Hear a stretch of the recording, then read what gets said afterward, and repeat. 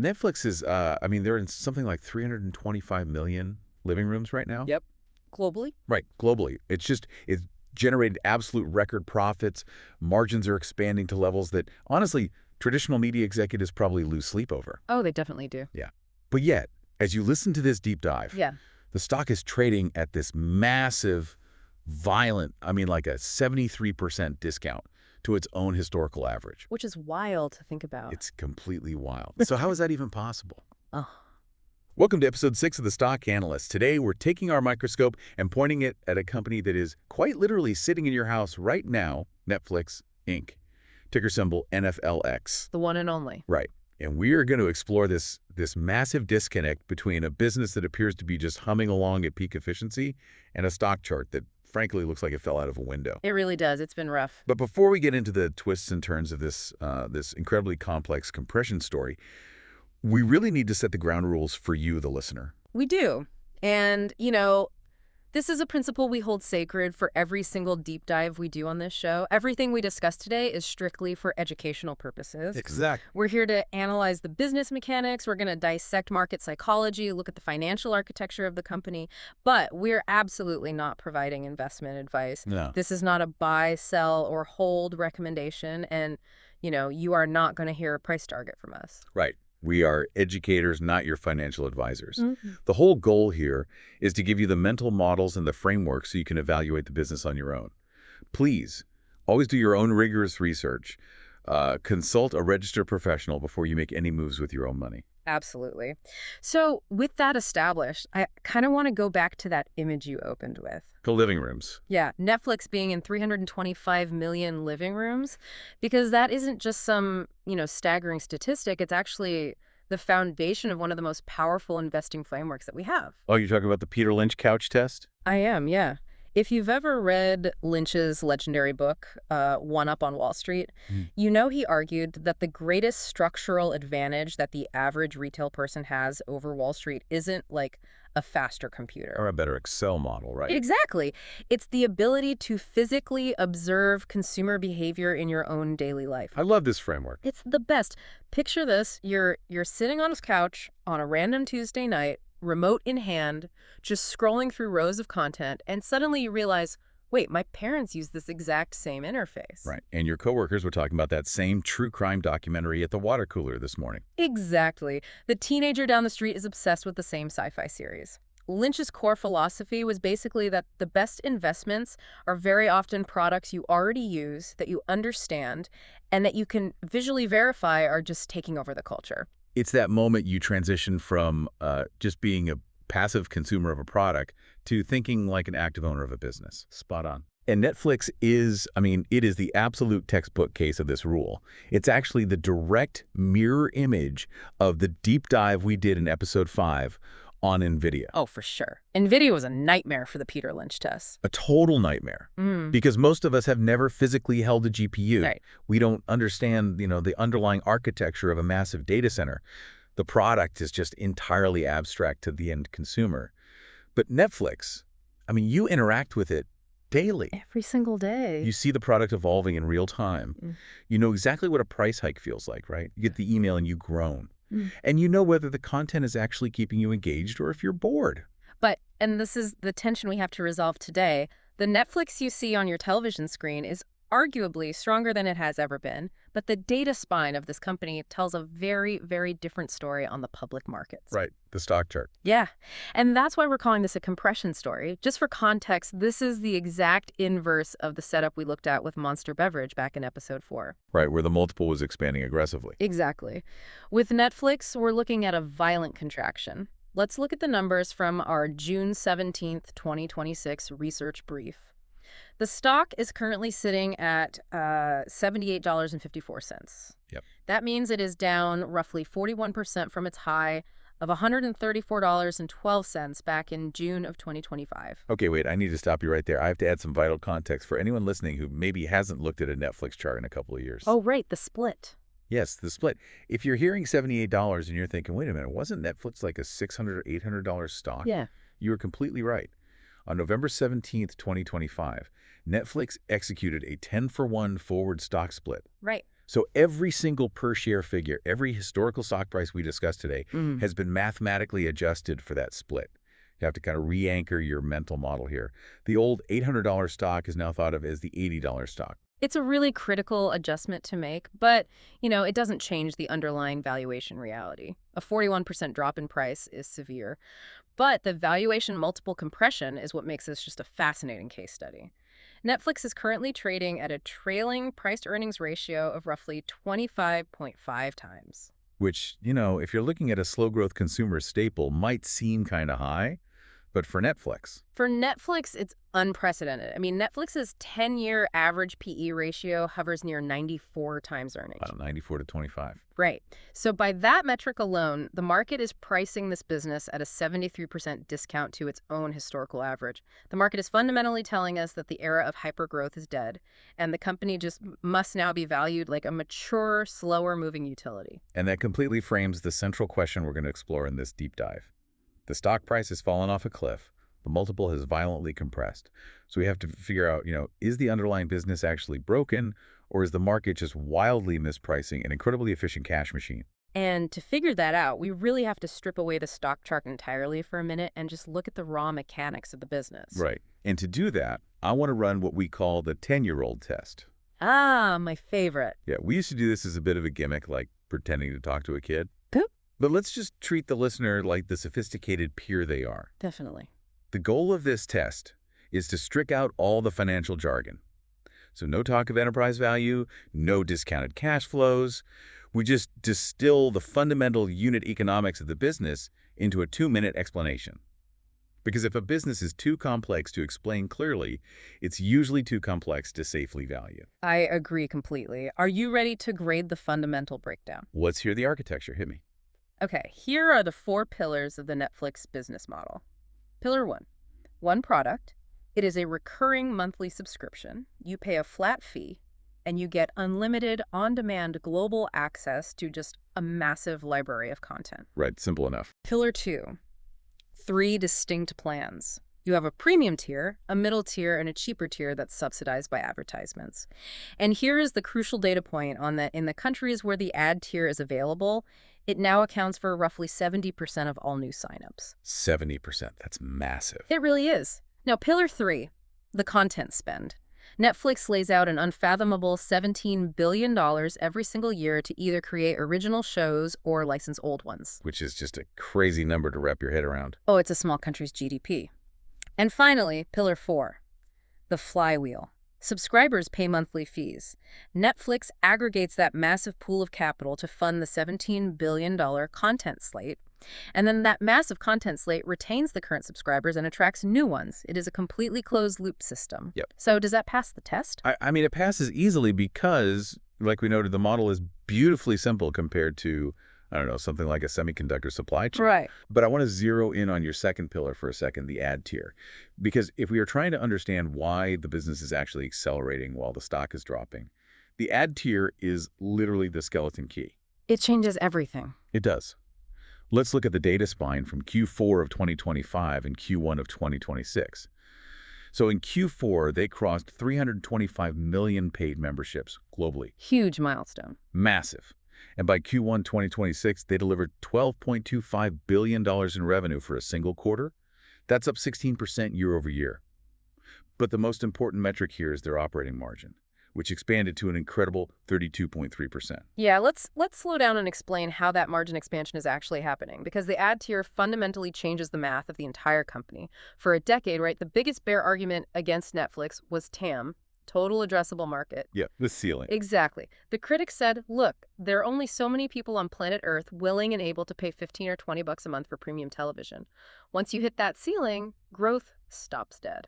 And honestly, that criticism was entirely valid at the time. It was, but the ad-supported tier just obliterates that ceiling. In 2025, advertising revenue is roughly $1.5 billion. Management's guidance shows that doubling to around $3 billion in 2026. Wow. Yeah.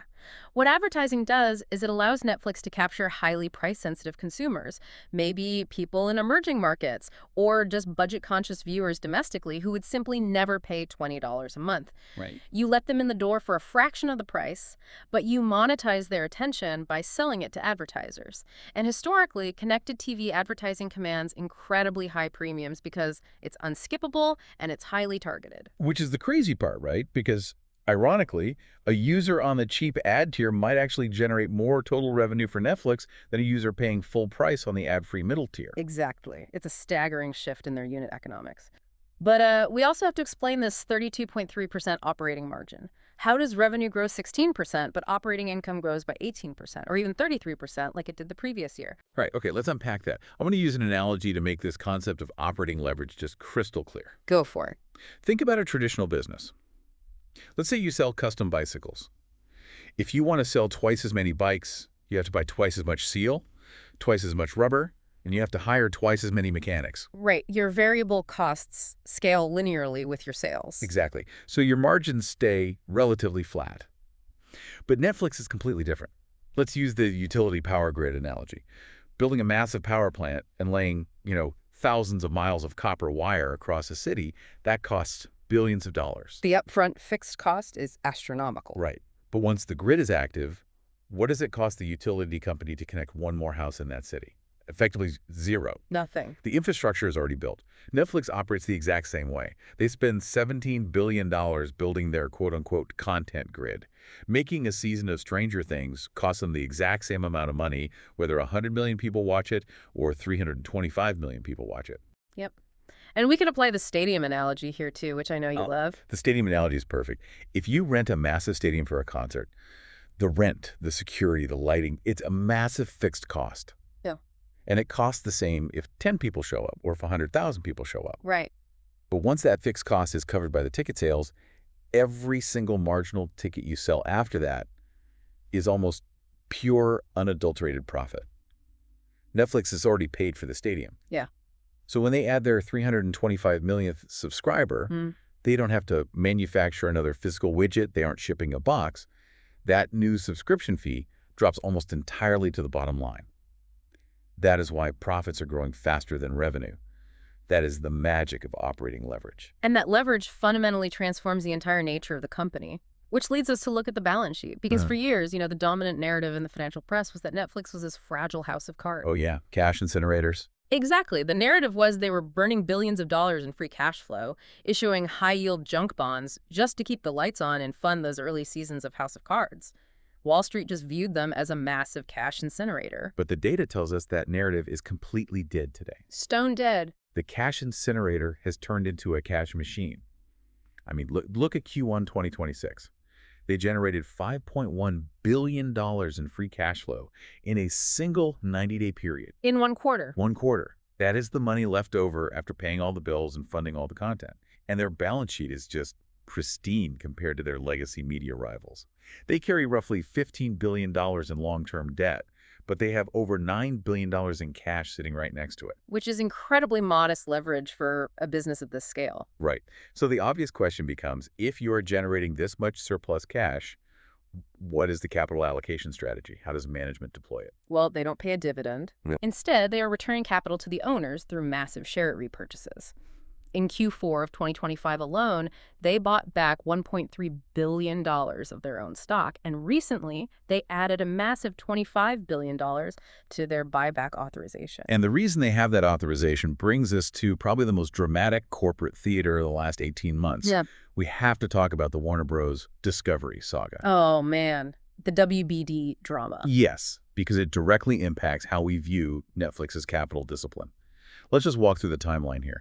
In December 2025, Netflix absolutely shocks the media landscape by announcing a definitive agreement to acquire Warner Bros. Discovery. Out of nowhere. Completely out of nowhere. The enterprise value of the deal, which means the cost of the equity plus taking on all of Warner's massive debt, was pegged at $82.7 billion.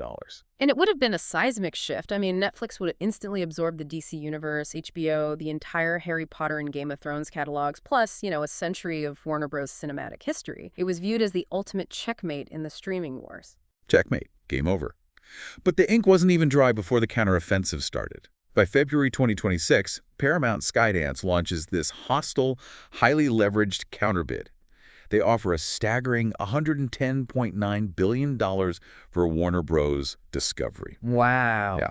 And the Warner Board looks at the numbers and declares the Paramount offer to be a superior proposal.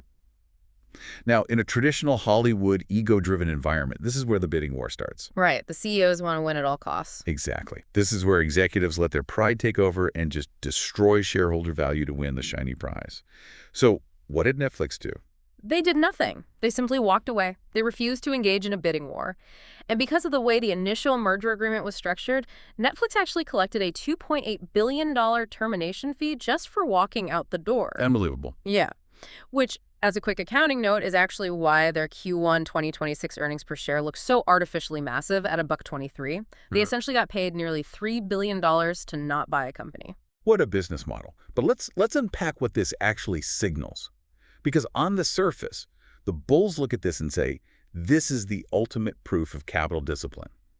Netflix knew exactly what the asset was worth to them, and the absolute second the price exceeded that internal valuation, they coldly walked away. Right. And meanwhile, the newly combined Paramount-Warner entity is now this Frankenstein's monster saddled with over $90 billion in crippling debt. Exactly. From a value investing perspective, a management team that refuses to overpay for an acquisition is highly prized. You want executives who guard the treasury, not empire builders who just buy assets to see their names in the paper. But I got to push back on that narrative hard, because I really don't think it's that simple. If Netflix is so disciplined, right, and their organic engine is so strong, why are they constantly circling other targets? That's the million-dollar question. Since the Warner deal collapsed, the financial press has relentlessly linked Netflix to bids for Roku, which Fox eventually bought, and they are currently showing heavy interest in Lionsgate. So I have to ask you, does walking away from Warner truly signal ironclad discipline? Or does it signal that Netflix secretly knows its organic subscriber growth is hitting a wall, and they are desperate to buy external growth to satisfy Wall Street, but they just got outmuscled by a competitor willing to take on more debt? I mean, that is the exact debate happening among institutional investors right now, because if your core business is a flawless compounder, you don't typically need to spend $80 billion acquiring legacy media assets. Yeah. The fact that they bid at all indicates they feel some sort of strategic vulnerability. They clearly believe they need deeper library assets or, better ad tech infrastructure, which Roku would have provided perfectly. Yeah, that makes sense. So while walking away with $2.8 billion is certainly better than overpaying, the undeniable appetite for a mega merger suggests management sees a much more difficult road ahead than that rosy Q1 earnings report implies. Which is the perfect bridge to our next major framework. Yeah. Because if Netflix is feeling vulnerable enough to attempt an $80 billion acquisition and their competitors are merging into these massive debt-fueled leviathans, how protected is the core business? We really have to look at this through the Buffett lens. Absolutely. Whenever you evaluate a company's long-term survival, you have to start with Warren Buffett's concept of the economic moat. Yes. A moat is simply a structural advantage that protects a company's profit margins from being eroded by competitors. And Pat Dorsey, the former director of equity research at Morningstar, wrote what many consider the definitive guide on this. It's called The Little Book That Builds Wealth. Great book. Excellent book. And Dorsey argues that true economic moats only come from four specific sources: intangible assets, high switching costs, network effects, and cost or scale advantages. So our research brief points out that Wall Street analysts and, the Netflix bulls often claim the company possesses 3 of those 4 moats. But we are going to be ruthless here. We need to strip away the marketing spin and identify which woe of those moats Netflix actually demonstrably has. Okay, I will take the 2 that are mathematically and culturally undeniable. Go for it. First is the intangible brand. In Dorsey's framework, an intangible asset isn't just a recognizable logo. It's a brand so powerful it changes consumer behavior. Netflix is a verb. Exactly. The phrase Netflix and chill became a global cultural phenomenon. It embedded itself into the lexicon. When someone decides they want to watch a movie on a Friday night, they don't say, let me check the streaming aggregator to analyze the licensing rights. No Nobody says that. Yeah. They pick up the remote and say, what's on Netflix? Yeah. That default mental real estate being the starting point for consumer entertainment is the single cheapest and most effective customer acquisition tool in the world. Yeah, it's the Kleenex of streaming. I agree with that completely. So what is the second one? The second is their cost and scale advantage. And this goes right back to your utility grid analogy from earlier. Right. Netflix is spending $17 billion a year on content, but they get to amortize or spread that massive cost across 325 million paying households globally. Mathematically, no subscale competitor can match that per subscriber efficiency. It's just impossible. It is. If a smaller streaming service tries to spend $17 billion to match Netflix's output, they will bankrupt themselves because they only have, say, 40 million subscribers to foot the bill. Right. But if they choose to spend less, their content library looks thin and outdated, and subscribers just cancel the service. It is a brutal, inescapable math equation that heavily protects the largest player in the space. Now, Disney has the library to compete, but almost nobody else has the structural scale to match that spend safely. I agree with the intangible brand and the scale advantage, but I am going to aggressively challenge the other two moats that bulls try to claim. Sure. First, let's talk about switching costs. Bulls say it's annoying to find a new show on a different app, so people just stay. That is absolutely not a switching cost in the Pat Dorsey sense. No, it isn't. If a Fortune 500 company wants to switch away from Microsoft Windows or Oracle databases, it requires millions of dollars, massive IT overhauls, and months of retraining. It is painful. Brutal. Canceling Netflix takes exactly 90 seconds on your phone. There's zero friction. In fact, we see massive churn and return behavior. People subscribe for 1 month just to binge the new season of Wednesday, and then they immediately cancel. The only way Netflix prevents them from leaving is by spending that $17 billion to constantly refresh the grid. That is a crucial distinction. A moat built on constant, massive capital expenditure is inherently more fragile than a moat built on true customer lock-in. Exactly. And the second fake moat I want to call out is the network effect. Tech analysts love throwing this term around. They argue that Netflix's recommendation algorithm is a network effect. But let's look at the actual definition. A true network effect means the product directly becomes more valuable to you every time a new user joins. Like a telephone. Yes, a telephone network is useless if you're the only one on it. A social media platform needs other people to post content. But me watching Netflix in my living room does absolutely nothing to improve your viewing experience in your living room. I completely agree with you. It's a total misapplication of the term. What Netflix actually has is a compounding informational advantage. Right, data. Because they have 325 million users, they have more granular data on viewing habits, completion rates, and genre preferences than anyone else in Hollywood. That data helps their executives greenlight the right projects with a higher probability of success. But you are entirely correct. It does not lock a user into the ecosystem the way a true network effect does. So, if we have stripped it down to just brand and scale, we have to run this business through our recurring show test. This is mandatory for every deep dive we do. We are going to run the $10 billion moat test. Let's do it. The premise is simple. If I hand a rational, highly competent competitor $10 billion in cash, drop them into this industry, and tell them to dethrone the leader, could they do it? And what makes Netflix the ultimate perfect case study for this test is that we don't have to guess. We don't. We don't have to build theoretical models.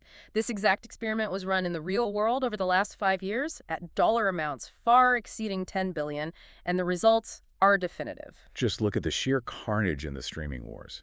Disney took essentially limitless capital, launched Disney Plus, integrated Hulu, leveraged the greatest intellectual property library on Earth, Marvel, Star Wars, Pixar, and spent well over $10 billion trying to win. Amazon took billions of dollars and subsidized Prime Video by attaching it to free 2-day shipping, giving them an incredibly unfair distribution advantage. Apple, with a balance sheet bigger than most sovereign countries, launched Apple TV Plus and spent billions buying prestige projects and high-end sports rights. And what was the outcome of all that unprecedented spending? Disney Plus suffered massive early losses, forced a CEO change, and has only recently matured into a profitable, solid number 2 player. Amazon has massive viewership, sure, but it functions more as a retention tool for their retail business. And Apple TV Plus remains a niche, high-end boutique. That is the verdict of the $10 billion moat test with the Netflix twist. $10 billion or even $30 billion does not dethrone Netflix. It merely buys you the right to survive next to them on the consumer's credit card statement. It did not reset Netflix's position as the absolute apex predator of the industry. And that is the true definition of a durable moat. It doesn't mean you won't face fierce competition, and it doesn't mean your margins won't occasionally compress.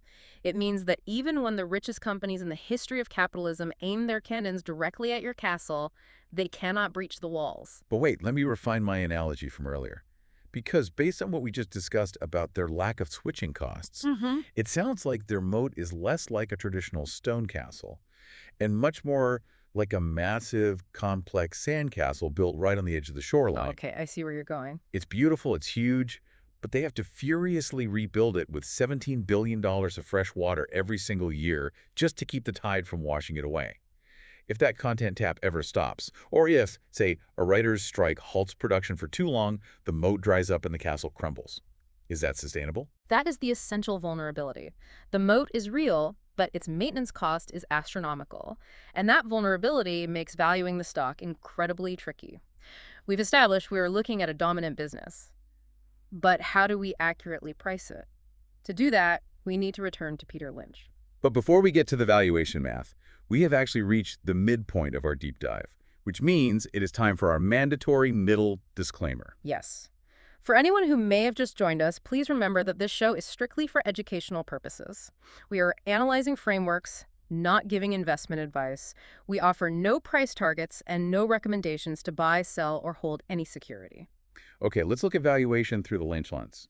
Peter Lynch popularized a metric called the PEG ratio, which stands for price to earnings relative to growth. Explain how this works mechanically. Lynch believed that simply looking at a PE ratio in a vacuum was useless. A company growing at 40% a year deserves a much higher multiple than a company growing at 4% a year.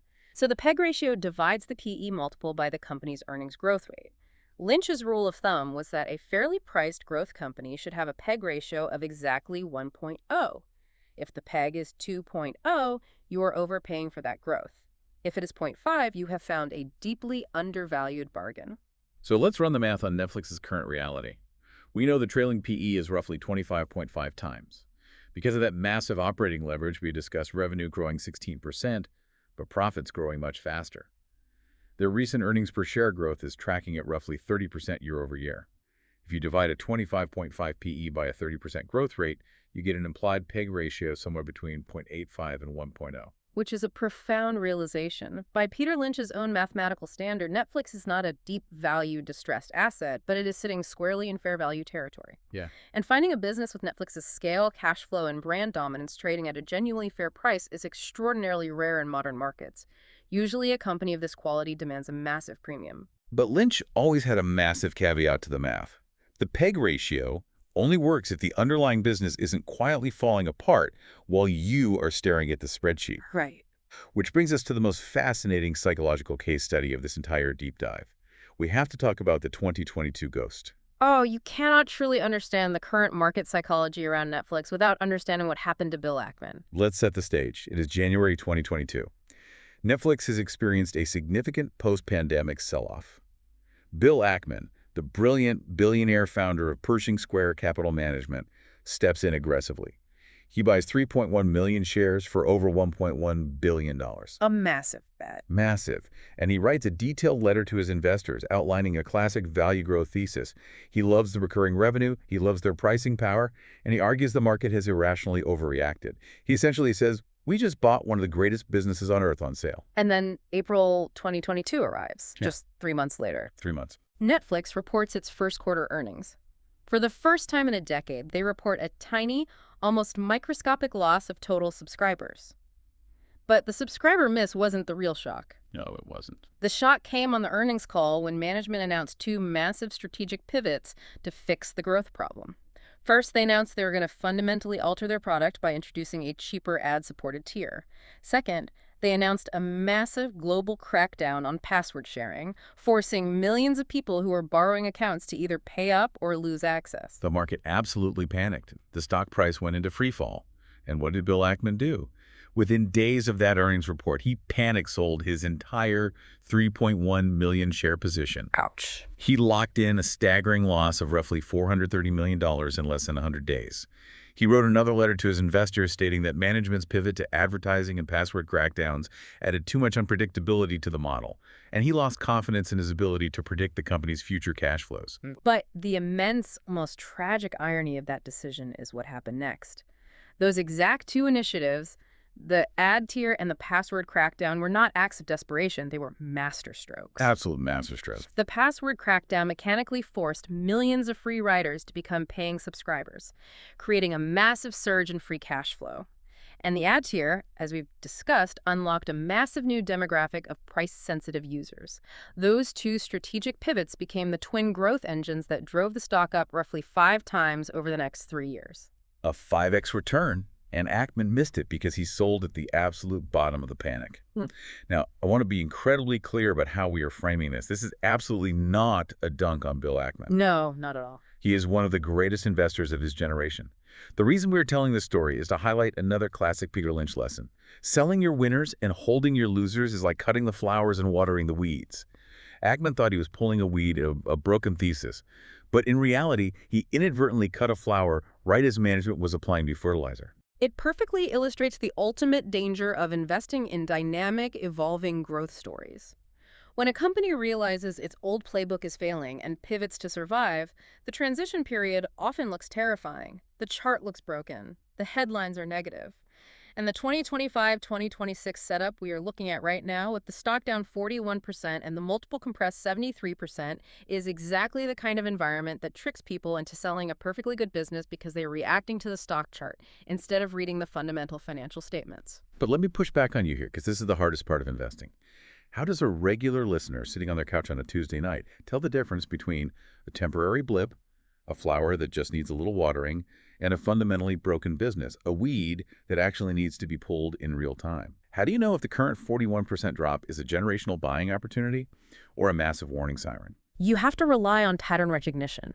We need to compare Netflix's current dip to another fallen industry leader. And we have the perfect comparison from earlier in this series. We need to look at the Lululemon parallel from episode 1. Let's draw the parallels, because on the surface they look identical. Both Lululemon and Netflix are absolute category-defining consumer brands. Both became cultural verbs. Both compounded capital beautifully for a decade. Both are currently facing intense rising competition. Lululemon is fighting a brutal war against Alo and Vori, while Netflix is fighting the new Paramount-Warner behemoth. Right. And crucially, both are navigating highly publicized founder transitions, with Chip Wilson at Lululemon and Reed Hastings at Netflix. The superficial setup is identical. But this is where the parallel breaks, and the amateur investor must understand why it breaks. When Lululemon's stock collapsed, the fundamental business was deteriorating alongside it. If you recall our analysis, Lululemon was suffering from compressing operating margins, their free cash flow was flatlining, and they had massive physical inventory markdown risks building up in their distribution centers. The business itself was sick. But Netflix is the exact opposite reality. The stock has fallen 41%, but the underlying business is actively accelerating. As we mapped out in the data spine, Netflix's operating margins were expanding past 32%. Their free cash flow is printing at $5 billion a quarter. The ad tier is scaling rapidly, and because it's a digital product, they have zero physical inventory risk. If a show flops, they don't have to discount it on a clearance rack, it just sinks in the algorithm. Exactly. It is the same scary stock chart, but built on completely divergent fundamental realities. Lynch would argue that identifying this exact divergence, a broken stock price hiding an improving business, is the essence of generating alpha. Okay, if the business is improving so much, what are the people inside the building doing? Let's conduct our insider sweep, because management teams have front row seats to the reality of the business. If the stock is this cheap, they should be buying, right? Well, the data from the SEC Form 4 filings paints a very specific and somewhat concerning picture for the bull case. Over the last 18 months, there have been exactly 0 open market buys from insiders. None. Wow. But in that same window, insiders have sold approximately 13.6 million shares. The C-suite is aggressively selling. And we must quote Peter Lynch on this, because it is an ironclad rule of insider tracking. Lynch said, "Insiders sell for many reasons, but they buy for only one. They think the price will go up." Now, we have to disclose this honestly and rationally. We are not going to spin this into a massive conspiracy. Right, there are practical reasons. Exactly. Insiders sell stock to pay massive tax bills. They sell to diversify their personal wealth. They sell to fund philanthropic foundations. And they sell simply because their stock options are expiring. One executive selling some shares is meaningless noise. but the entire C-suite systematically selling millions of shares over an 18-month period with zero open market buys to offset it is a definitive pattern. They are clearly reducing their exposure. And the most significant seller in that data set is Reed Hastings, the co-founder and the visionary architect of the company.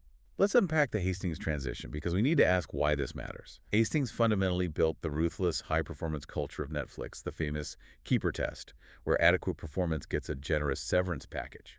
He is stepping away from the board of directors in June 2026. He is transitioning his life toward philanthropy. He is building a real estate venture in ski country. And he recently took a board seat at Anthropic, the AI company. Right, he's moving on. So the founder is leaving the building.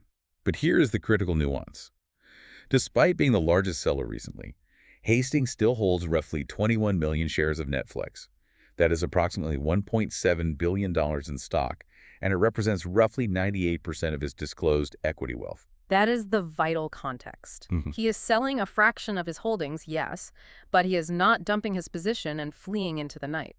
It is the picture of a founder calmly transitioning into a new phase of life while leaving 98% of his net worth tied to the ongoing success of the engine he built.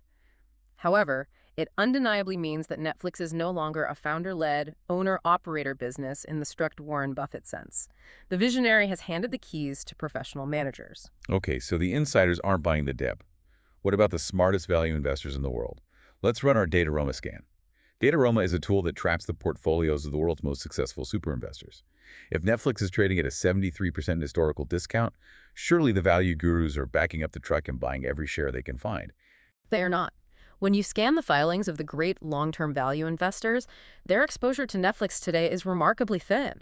Warren Buffett does not own it. Seth Klarman does not own it. The classic disciples of Benjamin Graham do not have it in their top holdings. Interesting. Historically, the deep value crowd has always viewed Netflix as a wildly overpriced, capital-intensive tech stock. The recent multiple compression down to 25.5 times earnings apparently hasn't been severe enough to trigger a wave of value buying. This feels like a massive contradiction, and I need you to explain it. If the stock is trading at a 73% historical discount, and the business is fundamentally improving with expanding margins and $5 billion in quarterly cash flow, why aren't the value gurus buying? Why aren't the insiders buying? Is the broader market just suffering from PTSD from the 2022 ghost? Or are these incredibly smart people seeing a permanent ceiling on the business that the Q1 earnings report is hiding? That is the multi-billion-dollar question that defines this stock. It is entirely possible that traditional value investors are simply anchored to the past. They still see the cash-burning Netflix of 2018 and haven't updated their mental models to account for the new ad-tier reality. Yeah. Or, and this is the bear case, they look at that $17 billion annual content spend and conclude that the business model requires too much continuous capital expenditure to ever be truly safe. A utility grid constantly needs repairs. If the classic value investors aren't buying yet, we need a rigorous framework to gauge our own risk. Which means we need to bring in Seth Klarman. Exactly. We need to apply the Seth Klarman frame. Klarman is the billionaire founder of the Baupost Group and the author of what is arguably the most revered modern book on investing called Margin of Safety. And I have to pause here to share a detail that I think is the most staggering fact of this entire deep dive. Klarman's book, Margin of Safety, was published in 1991. They only did a small print run. If you go on Amazon right now to try and buy a used paperback copy of this book, it currently sells for exactly $1,700. It's great. Let that sink into your brain. $1,700 for a 35-year-old used paperback. That staggering number, the rhetorical point. That is what the free market is willing to pay just to understand Klarman's philosophy on downside protection. Because that philosophy is the holy grail of capital preservation. Klarman's central thesis is that you never invest in a business simply because it is trading at what you calculate to be fair value. You only deploy capital when there is a massive, undeniable gap between the current stock price and the true intrinsic value of the business. Right. That gap is your margin of safety.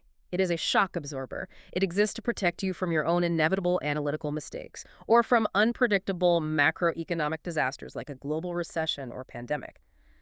You build that margin by buying high-quality assets only when the market is irrationally pricing them at deeply compressed multiples.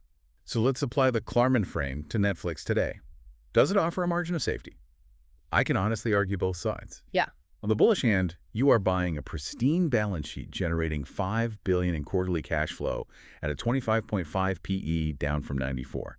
That creates a very plausible margin of safety that simply did not exist 3 years ago when the crowd was paying 70 times earnings. Sure. But on the bearish hand, the risks are substantial. You have the visionary founder leaving the board, you have content costs inflating wildly due to recent Hollywood strikes, you have the looming threat of live sports bidding wars, which are notoriously low margin, and you have the new Paramount-Warner mega merger aiming directly at your market share. And beyond the competitive risks, you have the valuation sensitivity risk. Even at 25.5 times earnings, the math is heavily reliant on continuous, flawless execution. If they report one single quarter where subscriber growth stalls or margins contract by a few points, the operating leverage cuts the other way violently, and the multiple could compress further to 15 times earnings. So you can build a highly defensible Klarman case that a margin of safety exists right now, and you can build an equally defensible case that you must wait for the price to drop further. Which naturally leads us to the financial mechanics. We need to look at the DCF guardrail. How does the discounted cash flow modeling actually look? We built 3 scenarios: bull, base, bear. The framework is in the Substack brief and the interactive tool. We will not read the numbers on air. That is where listeners do their own work. I want to echo that completely. We want you to open the tool, manipulate the inputs yourself, and understand how the machinery works. Do not blindly follow anyone else's outputs. But let's talk about the specific levers within that tool. What are the inputs that violently move this company's valuation? There are 4 key drivers in the model you need to focus on. First is the revenue CAGR, the compound annual growth rate over the next 5 years. Can they maintain a 12% to 16% annualized growth rate as the ad tier scales globally, or does that growth rapidly decelerate to 7% as the market saturates? Right. Second is the steady state operating margin. Are they capped at this current 32% level, or can they push it to 38% through further operating leverage?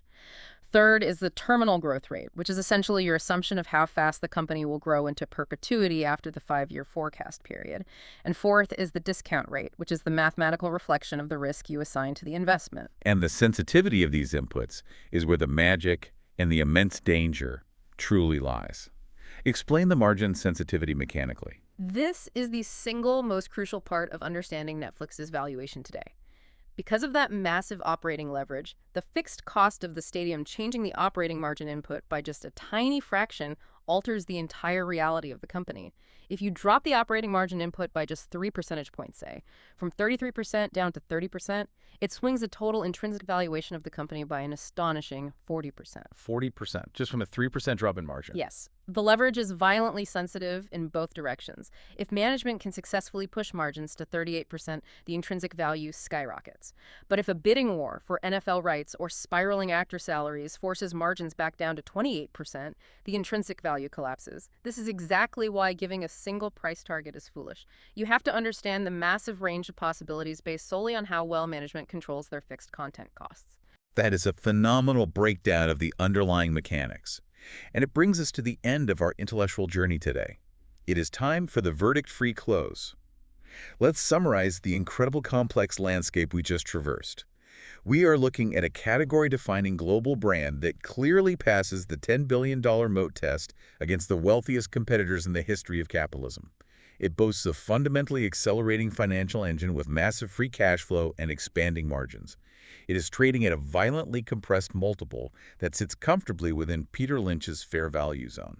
Yet, that highly optimistic fundamental picture is paired with heavy, sustained insider selling across the entire executive suite, a visionary founder stepping off the board, a failed $80 billion mega merger attempt, and a glaring lack of validation from the world's greatest value investors. So we arrive at the final, central question.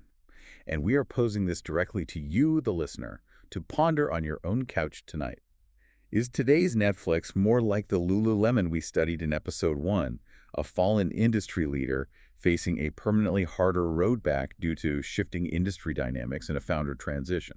Or is today's Netflix more like the Netflix of 2022, that Bill Ackman panic-sold a temporarily fallen leader with a massively improving underlying business that the broader market simply hasn't accurately priced in yet? And before we leave you to wrestle with that puzzle, I must repeat our final disclaimer for the third and final time. This deep dive is for educational purposes only. It is absolutely not investment advice. Past returns do not predict future returns. Please Do your own work and utilize the analytical tools we've provided to come to your own independent conclusions. As always. And I want to give everyone a quick tease for what is coming up on the next show. Next time, we leave the screens behind and walk into a very different kind of moat. It's going to be a fascinating pivot away from digital media and into something much more tangible. I am greatly looking forward to it. And to leave the listener with a final lingering thought, we should return to Seth Klarman. Klarman always warned that the greatest psychological challenge in investing is maintaining the emotional discipline to recognize the critical difference between a stock's current quoted price and its true intrinsic value. The price is just what the manic depressive market is offering you on any given Tuesday, driven entirely by short-term fear or greed. The intrinsic value is the actual mathematical cash the business will produce over its lifetime. Your entire job as an investor is to have the patience to wait until the price falls far enough below that value to give you a true margin of safety. Does the current Netflix multiple offer that gap today? That is for you to decide. If you enjoyed today's analysis, make sure to follow the show on your favorite podcast app so you never miss an episode. As a reminder, this podcast is for informational and educational purposes only and does not provide financial, investment, or legal advice. Investing involves risk, and you should always do your own fundamental research and consult a qualified professional before making any financial decisions. Thanks for listening, and we'll see you next time.